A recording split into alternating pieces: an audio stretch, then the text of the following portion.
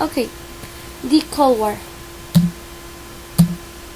Exercise 10, Form 3, A Bipolar World. First of all, hello to everyone. My name is Aranza Sofía Morales, and for this presentation I'm going to talk about a very important event that can be described as one of the most important and crucial ones from modern history. And this event is the Cold War. And it can be described as the relationship between the United States and the Soviet Union after the end of World War II.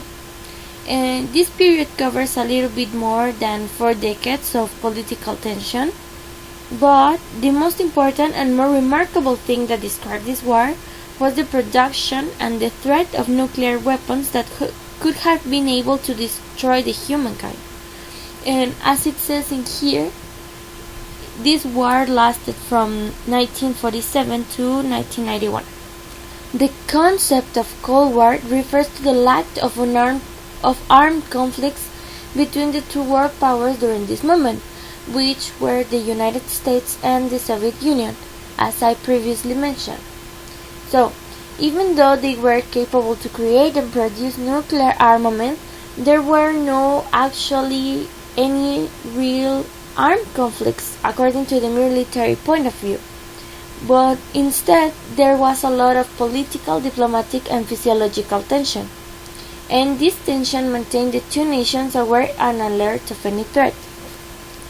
And in addition to this, there were many little riots that were caused by this movement, but there wasn't actually any really big and real fight between the US and the Soviet Union. Moving on, I'm going to talk about a little bit about two economic systems, which are capitalism and socialism. First, capitalism. It is an economic system in which the means of production and distribution are privately or corporately owned, and development is proportionate to the accumulation and reinvestment of profits gained in a free market. It talks about property rights and wage labor. It rose with the end of feudalism.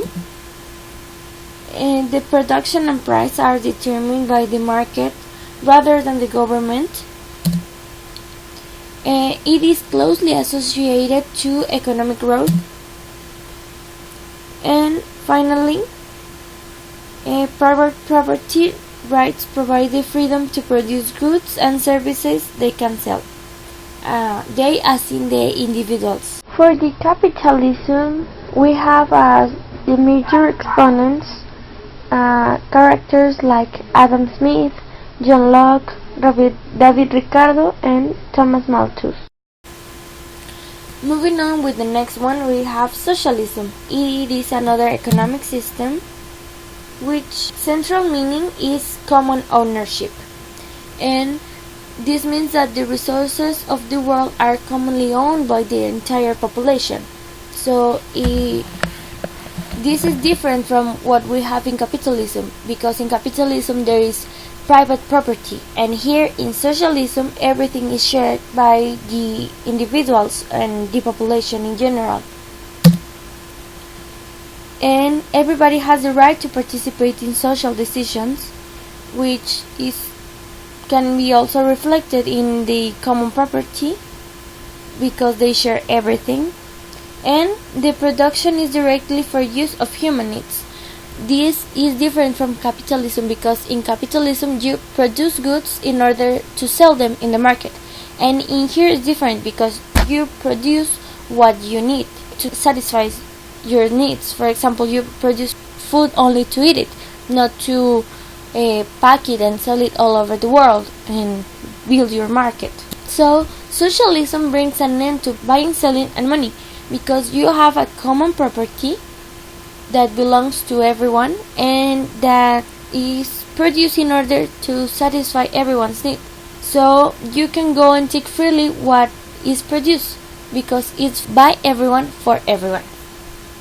And the class that produces the wealth can collectively decide how it will be used to benefit all. So it's a common decision. not just a decision that has to be taken by a small group of people or one individual. For this economic system, we have characters like Henry de Saint-Simon, Karl Marx, Louis Blanc, Federico Engels, and Robert Owen as the principal exponents. And that's it.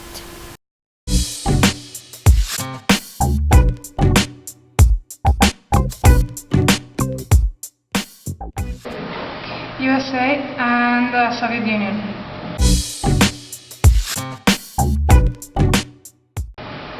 Well, I don't think the ones that were alive, like China and Cuba from the side of Soviet Union, became their enemies. I just think everyone followed their own path.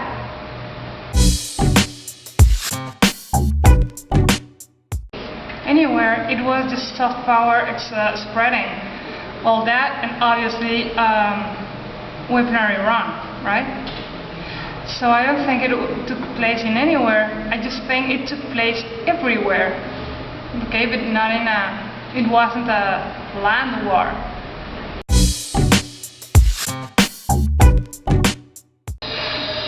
Well, general public, I think that question is pretty much launched and determined by it should be asked to North American society, because in Mexico we do not have all that memory or all that impact from the Cold War. So maybe here in Mexico we will have to ask to a really limited amount of people. But I think they would say that the impact that the Cold War had, the impact, right, is pretty small, even though it failed in Mexico, because all the production of goods and service took place here too, because actually United States needed to perform and grow their production.